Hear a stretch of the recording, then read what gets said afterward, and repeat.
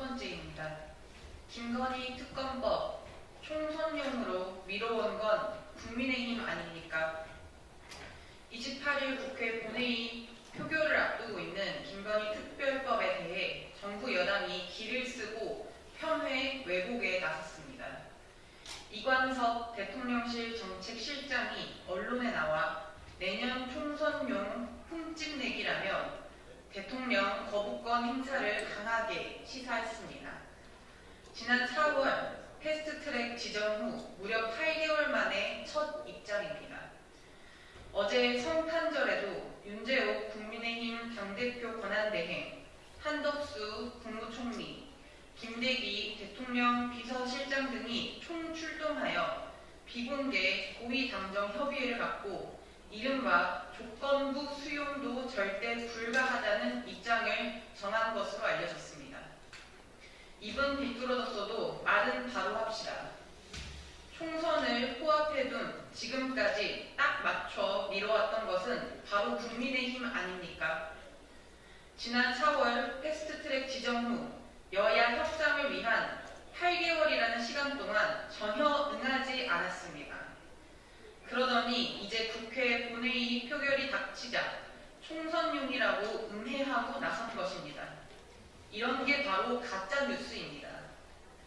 이관섭 실장은 총선용이라는 자신들의 판단이 확고하다고 표현했습니다. 그러나 김건희 특검이 반드시 필요하다는 우리 국민들의 판단은 비할 바 없이 더욱 확고합니다. 특검에 대한 거부권 행사야말로 곧 우리 국민들에 대한 거부권 행사임을 분명히 못 박아줍니다. 한동훈 전 장관이 오늘 국민의힘 비대위원장으로 첫 발을 내딛습니다. 비대위원장직을 수락하며 상식과 국민의 생각이라는 나침반을 가지고 앞장서려고 한다고 말한 바 있습니다.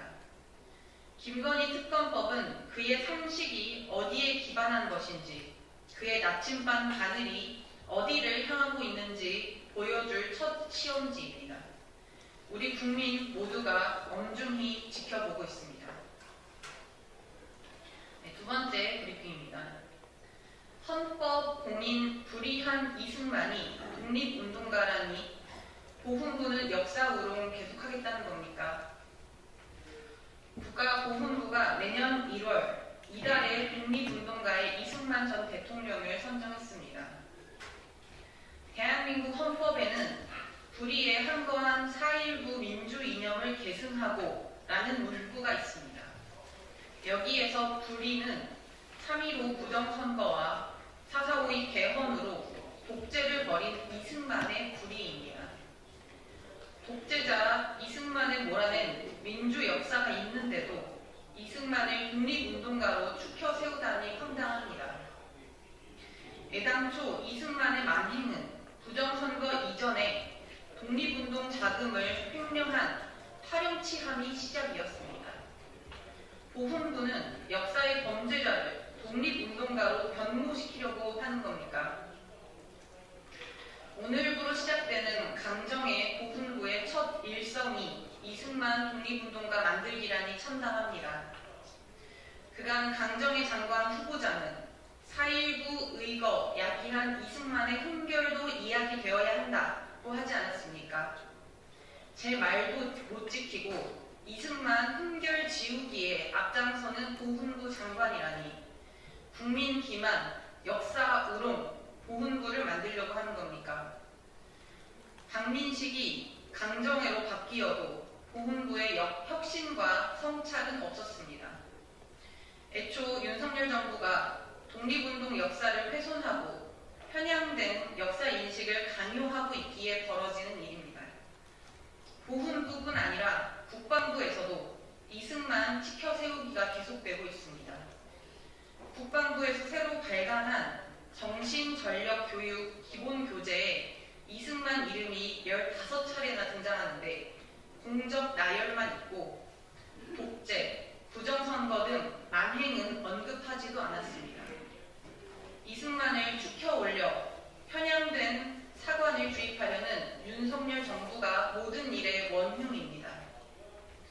역사 왜곡하려는 정부는 국민 심판 받을 수밖에 지난날의 교훈임을 윤 정부는 잊지 마십시오. 마지막 브리핑입니다. 민원 사주 의혹 류희림 방심위원장 즉각 해명하십시오.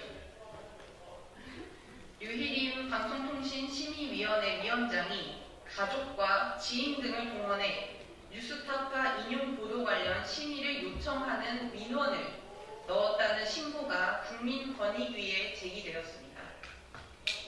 방심위는 위 민원을 근거로 지난 11월 KBS, MBC, JTBC 등의 과징금 부과를 결정한 바 있습니다.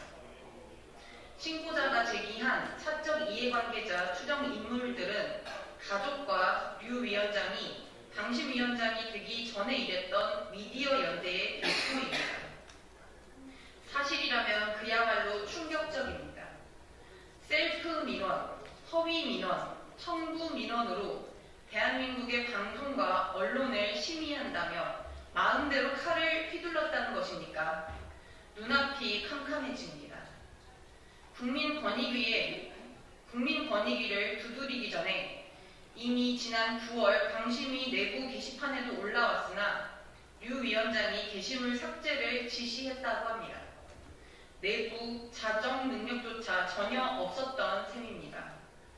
청부 민원에 대한 규정은 엄격합니다.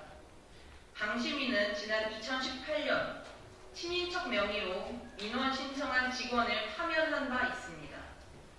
위원장에게도 이 규정은 엄격히 지켜져야 합니다. 류희림 위원장은 즉각 해명하십시오. 만약 이 모든 의혹이 사실이라면 당장 직을 내려놓아야 합니다. 이상 마치겠습니다. 감사합니다.